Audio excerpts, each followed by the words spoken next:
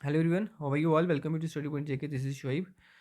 Guys, आज की इस वीडियो में मैं आपके साथ शेयर करूंगा इलेक्शन असिस्टेंट पोस्ट का जो आपका रिटन एग्ज़ाम होगा उसके लिए जेके एसएसबी ने क्या सिलेबस रखा था। ठीक है, क्योंकि कैंडिडेट्स काफ़ी ज़्यादा मुझे पूछ रहे हैं कि हमें बता दीजिए कि इलेक्शन असिस्टेंट का रिटन जो एग्ज़ाम होगा आपका, जो कि है आपका स्टेज सेकंड। ठीक है, इसी स्टेज सेकंड के लिए क्या सिलेबस है, क्योंकि कैंडिडेट्स को फाइंड करने में आ रही थी प्रॉब्लम। तो मैंने सोचा मैं इस एक वीडियो में सब कैंडिडेट्स के डाउट क्लियर कर देता हूँ। तो मैं आपको बता दूँ, इसी इलेक्शन असिस्टेंट का जो स्टेज फर्स्ट होगा वो आप सबको पता है कि टाइपिंग टेस्ट होगा। ठीक है, और इसी टाइपिंग टेस्ट के लिए जेकेएसएसबी ने ऑलरेडी डेट शेड्यूल कर दी है, जो कि रखी है आपकी 14 फेब से लेके 25 फेब तक। ठीक है, और ये जम्मू बेस्ड कैंडिडेट्स के लिए भी हैं और ये कश्मीर बेस्ड कैंडिडेट्स के लिए भी हैं। ठीक है, और कैंडिडेट्स क्या पूछ रहे हैं, और पूछ रहे हैं कि number of post election assistant की बता दीजिए। ठीक है, इसका किस तरह से ब्रेकअप किया था जेकेएसएसबी ने रिजर्वेशन बेसिस पे, वो भी बता दीजिए। तो वो भी मैं आपको बता दूंगा यहाँ पे। और कैंडिडेट्स पूछ रहे हैं कि उर्दू का वेटेज क्या है। ठीक है, इलेक्शन असिस्टेंट पोस्ट के लिए जो आपका रिटन एग्जाम होगा, यहाँ पे उर्दू का वेटेज क्या है, क्वालिफाइंग नेचर की है या नहीं है, इस पे भी हम बात करेंगे, क्योंकि कैंडिडेट्स को ये भी डाउट है। ओके, इन सब चीज़ों पे हम बात करेंगे। तो वीडियो स्टार्ट करने से पहले मैं आपको ये भी बता दूं, अगर आप इस चैनल पे नए, तो प्लीज़ आप इस चैनल को सब्सक्राइब कर लो, ताकि हमारे एंड से जो भी इस तरह की वीडियो आती है उसको आपको नोटिफिकेशन मिल जाए। ठीक है, साथ ही साथ आप बेल आइकन को भी प्रेस कर लेना, और इसका पीडीएफ में शेयर कर दूंगा हमारे टेलीग्राम चैनल पे। ठीक है, आप टेलीग्राम चैनल पे जाके इस पीडीएफ को ले सकते हो। ठीक है, तो यहाँ पे बिना टाइम वेस्ट किए मैं आपको बता दूँ, इस नोटिस में जो आप सिलेबस देखोगे वो कौन कौन सी एडवर्टीजमेंट का देखोगे, वो देखोगे आप एडवर्टीजमेंट नंबर 4, 5, 6 एंड 7 ऑफ 2020 का। और इन सब एडवर्टीजमेंट का जो सिलेबस है वो मेंशन किया गया है इन अक्षर ए से लेके वाई में। ठीक है, तो मैं यहाँ पे आपको बताता हूँ इलेक्शन असिस्टेंट का सिलेबस कौन से अक्षर में है। ठीक है, तो यहाँ पे हम देखते हैं। तो यहाँ पे आप देख पा रहे होंगे, ये रही आपकी इलेक्शन असिस्टेंट की पोस्ट। ठीक है,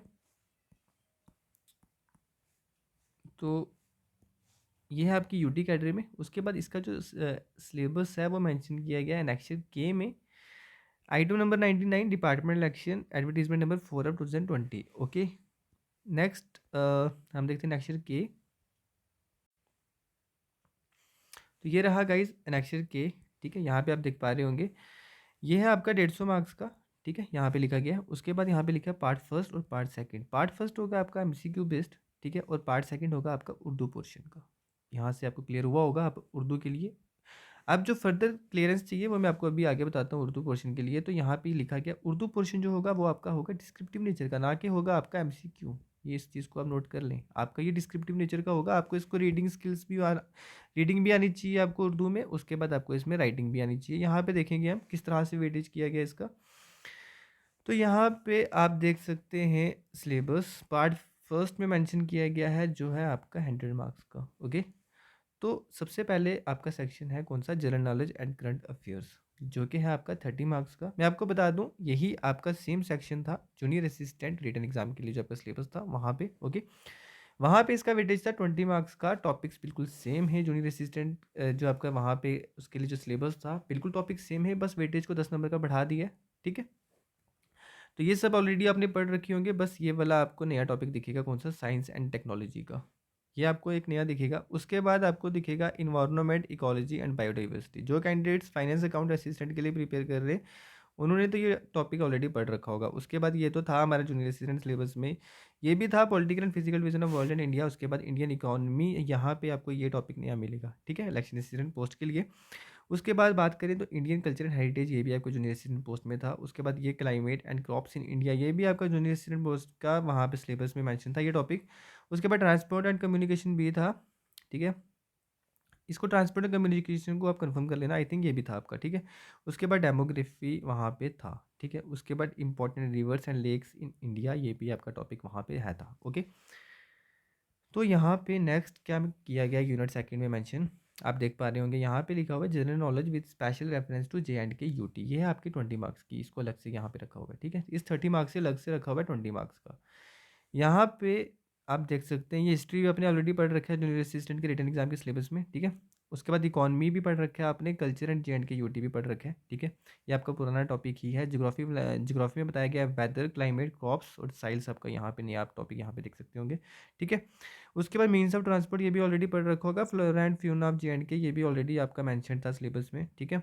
और रिवर्स एंड लेक्स ये आपको ऑलरेडी आता है। उसके बाद इंपॉर्टेंट टूरिस्ट डेस्टिनेशन, ठीक है, ये भी आपका जूनियर असिस्टेंट के जो आपका रिटर्न एग्जाम था वहाँ पे है था, ये सिलेबस में चीज़ें मेंशन थी। J&K रीऑर्गेनाइजेशन एक्ट आपका जूनियर असिस्टेंट के रिटर्न एग्जाम में वहाँ पे नहीं था, यहाँ पे इलेक्शन असिस्टेंट में इस टॉपिक को भी इंक्लूड कर दिया है, ठीक है। अब ये 20 मार्क्स की है, तो इंडिविजुअल टॉपिक पे अच्छे खासे क्वेश्चन आ जाएंगे, तो इसलिए इनको भी आपको डिटेल रीड करना होगा, ओके। तो यहाँ पे आप देखें, उसके बाद जनरल इंग्लिश जो है वहाँ जूनियर असिस्टेंट के जो सिलेबस था वहाँ पे भी 20 मार्क्स की थी, तो यहाँ पे भी 20 मार्क्स की, और टॉपिक्स एज इट इज़ वैसे ही हैं जैसे आपके जूनियर असिस्टेंट पोस्ट के लिए मैं चीज़ें मेंशन थी, ठीक है। उसके बाद नॉलेज ऑफ कंप्यूटर में आप देख सकते हैं वहाँ पे था आपका 20 मार्क्स का, तो यहाँ पे आपका 5 नंबर का वेटेज कम करके 15 मार्क्स का कर दिया गया है। तो सारे टॉपिक सेम है, बस यहाँ पे आप ओपन सोर्स टेक्नोलॉजी का एक टॉपिक देखोगे जो कि आपको जूनियर असिस्टेंट की पोस्ट में वहाँ पे नहीं था, ठीक है।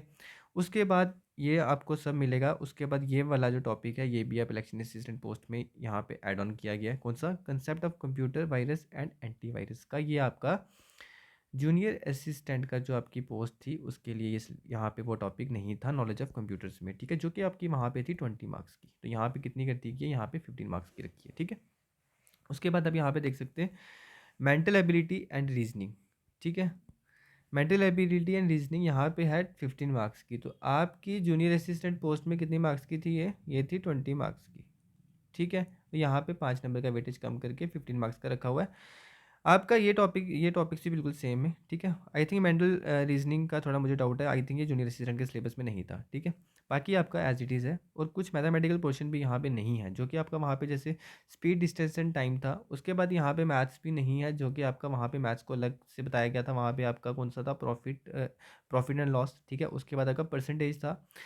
उसके बाद आपका कौन सा था? एवरेज था। तो यहाँ पे ऐसे कोई भी टॉपिक्स नहीं है, ठीक है। और जिन कैंडिडेट्स की मैथ में कमांड कम है तो उनके लिए यहाँ पे ये अच्छी बात भी है। तो बस आपको यहाँ पे रीजनिंग करनी है, ब्लड रिलेशन है, ठीक है, number series, letter series, coding, decoding, statement and conclusions, ठीक है। स्टेटमेंट एंड कंक्लूजन्स में गाइस आप इनइक्वालिटी को भी पढ़ लिया करो, ठीक है। आप इसको छोड़ देते हो, आप सोचते हो वो नहीं आएगा, ये भी इनइक्वालिटी भी स्टेटमेंट कंक्लूजन्स में ही आता है। उसके बाद आप जो वैन डायग्राम बनाते हैं वो भी इसमें ही आता है, सिलोगिज्म जिसको आप बोलते हो, ठीक है।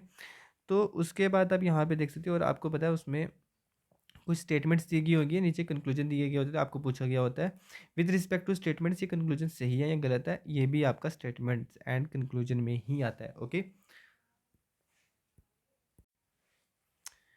उसके बाद गाइज हम यहाँ पे देखें तो नीचे मेंशन किया गया हुआ है कि आपका जो पार्ट सेकंड है वो है आपका 50 मार्क्स का, ठीक है।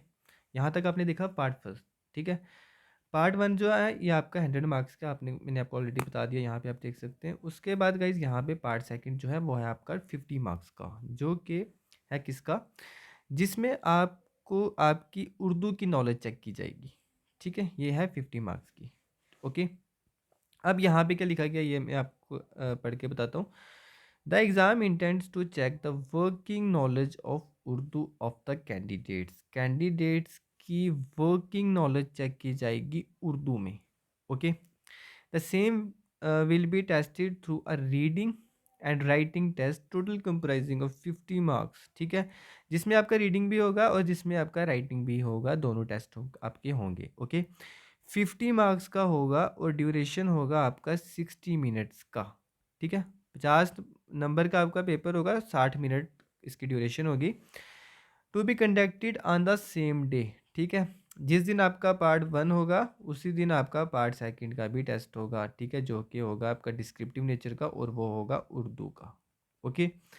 यहाँ पे अब आप और देख लें, ये लिखा हुआ है the candidates belonging to O M category, ठीक है, जो क्या है आपकी open merit category will be required to score at least 40%, ठीक है। ओपन मेरिट कैंडिडेट्स को 40% स्कोर करना पड़ेगा ओवरऑल, ठीक है, in the SET exam with at least 33% marks in both reading and writing section to be considered as having working knowledge of Urdu, ठीक है। 33% आपको ईच में करना पड़ेगा, ईच कंपोनेंट, ठीक है। जो कि आपका कौन सा, जिसमें आपका रीडिंग भी आ जाएगा और राइटिंग भी आ जाएगा।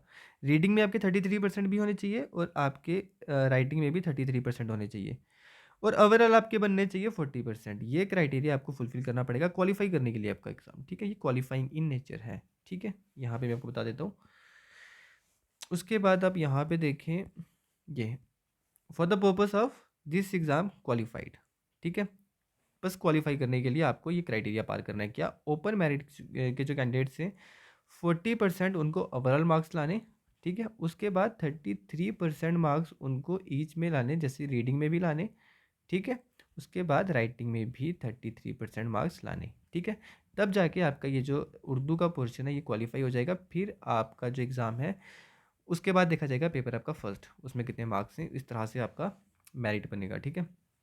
अब जो कैंडिडेट्स बिलोंग करते हैं कैटेगरी से, वहाँ पे उनके लिए क्या चीज़ें मेंशन की हैं, the candidates belonging to other categories except OM, ठीक है, are required to score at least 35% marks overall. 5% की रिलैक्सेशन दी गई है जो कैंडिडेट्स बिलोंग करते हैं किसी कैटेगरी से, ठीक है। अब उनको कैटेगरी वाले कैंडिडेट्स को 35% मार्क्स लाने हैं ओवरऑल, ठीक है।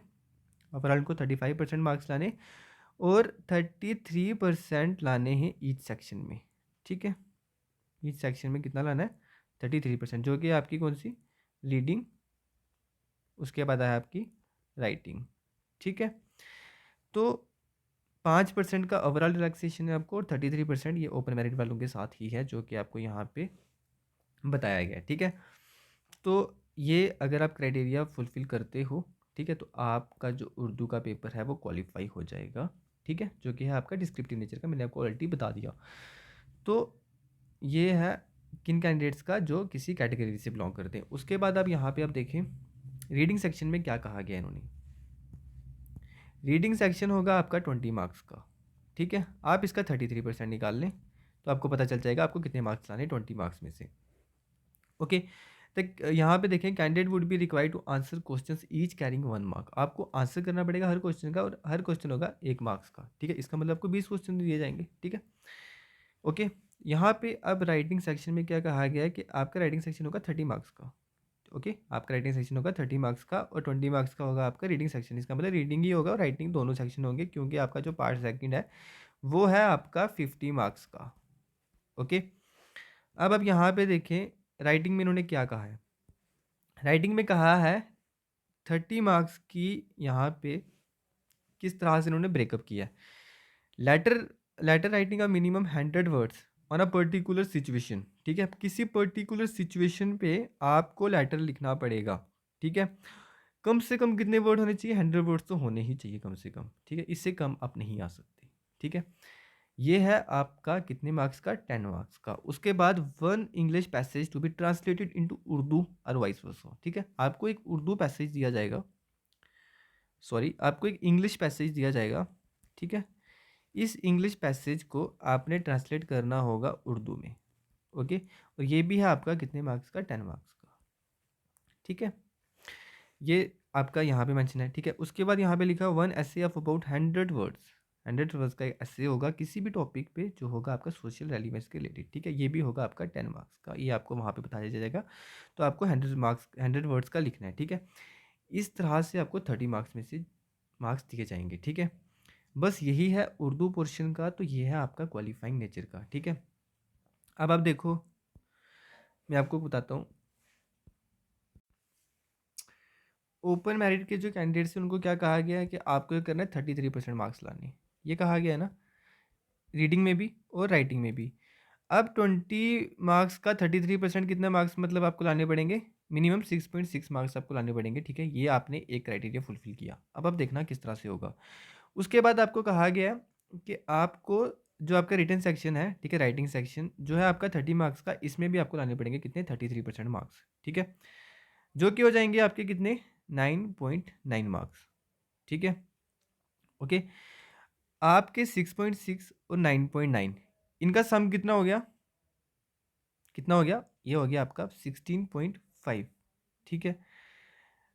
इट डजेंट मीन कि आपने दोनों सेक्शन में 33% लाए आप क्वालिफाई कर जाओगे। अब आपका ओवरऑल भी देखा जाएगा। ओवरऑल आपको कहा गया है कितने मार्क्स लाने? आपको ओवरऑल लाने हैं कितने मार्क्स? आपको ओवरऑल लाने हैं 40% मार्क्स। अब ओवरऑल कैसे देखा जाएगा? 50%, 50 मार्क्स का है ना आपका पार्ट सेकंड, ठीक है? इस 50 का 40% जो होगा वो अगर आप वो भी लाते हो तब जाके ये 2 क्राइटेरिया तो आपका फुलफिल हो गया। बट अगर आपको ये क्राइटेरिया भी फुलफिल हो रहा है उसके बाद जाके आप क्वालिफाई हो जाएंगे। और 50 मार्क्स का 40% कितना हो गया? 50 मार्क्स का 40% कितना हो गया मैं आपको बता देता हूँ। 50 इंटू 40 डिवाइडेड बाई 100, ओके, ये हो गया आपका 20 मार्क्स। Clear guys? अब आपको 20 मार्क्स लाने हैं ओवरऑल। यहाँ पे मैं आपको बता देता हूँ 20 मार्क्स लाने हैं आपको 50 में से, ठीक है? ठीक है, उसके बाद आपको 6.6 मार्क्स लाने हैं आपको रीडिंग सेक्शन में से, और यहाँ से लाने हैं आपको 9.9 मार्क्स। इन दोनों का सम हो रहा है 16.5, ठीक है? अब ओवरऑल आपको चाहिए 20 मार्क्स, तो फिर भी आप क्वालिफाई नहीं करते हो, क्योंकि आपको 16 पॉइंट, अगर आप मिनिमम 33% दोनों सेक्शन में ले रहे हो तो आपका क्वालिफाई नहीं होगा। आपको एटलीस्ट एक सेक्शन में इतने ज़्यादा लेने पड़ेंगे कि आपके ओवरऑल जो मार्क्स हैं वो 20 बन जाएँ, 20 प्लस बन जाएँ, ठीक है? 20 भी बनते तो आप क्वालिफाई कर जाएंगे। तो ये है, ये सारा क्राइटेरिया अगर आप फुलफिल करते हो तो आपका उर्दू का जो पोर्शन है वो क्वालिफाई हो जाएगा, ठीक है? आपको ये तीनों क्राइटेरिया फुलफिल करने होंगे। अब इसी तरह आप कैटेगरी वाइज भी देख सकते हो, कैटेगरी वाइज भी बिल्कुल सेम है। 33% आपको इसमें चाहिए, 33% आपको इसमें चाहिए, बस रिलैक्सेशन दिया गया 5% का आपको ओवरऑल में, ठीक है? जो कि अगर आपको लाने कितना, 35% लाने, क्योंकि ओपन वालों को 40 लाने तो कैटेगरी वालों को लाने 35%, ठीक है? और 50 का 35% कितना हो गया? 17.5, ठीक है?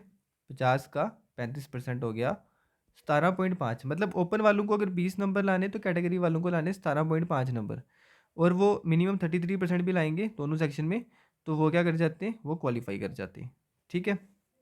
तो बस यहाँ पे आप अब देख सकते हैं, ये सब आपके सामने मुझे चीज़ें आपको बतानी थी। ये रहा आपका सब उर्दू का, किस तरह से आप क्वालिफाई करोगे, ठीक है? तो अब आप ये भी पूछ रहे थे, एक सेकेंड, अब कैंडिडेट की लास्ट क्वेरी, ठीक है, जो क्या थी, जो ये थी कि नंबर ऑफ पोस्ट, ठीक है, कितनी है आपकी इलेक्शन असिस्टेंट की जो वैकेंसीज हैं, इसके में, इसमें की नंबर ऑफ पोस्ट कितनी है? तो मैं आपको बता दूं, टोटल है आपकी कितनी, आप इसको नोट डाउन कर लेना, ठीक है? टोटल है आपकी 110, ठीक है?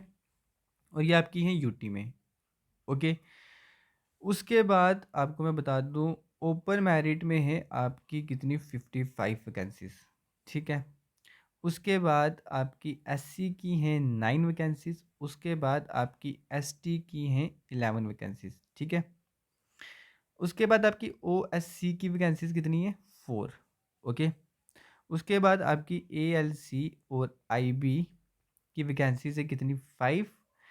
उसके बाद आरबीए की आपकी वैकेंसीज हैं 11। उसके बाद आपकी पीएसपी, ठीक है, पीएसपी में आपको वैकेंसीज मिल जाएंगी 4, ठीक है? उसके बाद आपकी ईडब्ल्यूएस में वैकेंसीज है कितनी, 11, ठीक है? तो टोटल कितनी है, 110, ये यूटी में, ठीक है? तो इसमें भी आपका डाउट क्लियर हो गया। मैंने आपको रिजर्वेशन बेसिस पे जो ब्रेकअप हुआ था पोस्ट का, 110 पोस्ट का, तो ये भी मैंने आपको बता दिया। I hope I am clear, okay? तो यहाँ पे मैंने आपके सारे डाउट क्लियर करने की कोशिश की है, जो भी आपके इलेक्शन असिस्टेंट पोस्ट के रिलेटेड थे। तो मैंने आपका सिलेबस भी पूरा डिस्कस किया, ठीक है? कहाँ पे आपको ज़्यादा कमांड बढ़ानी है ये भी आपको पता होना चाहिए, क्योंकि यहाँ पे मैंने आपके सामने पूरा सिलेबस डिस्कस किया है, ठीक है? आई होप अगर आपको कोई डाउट रहा होगा, आप इसी वीडियो के नीचे कमेंट करें, मैं आपको आंसर करने की कोशिश करूँगा, ठीक है?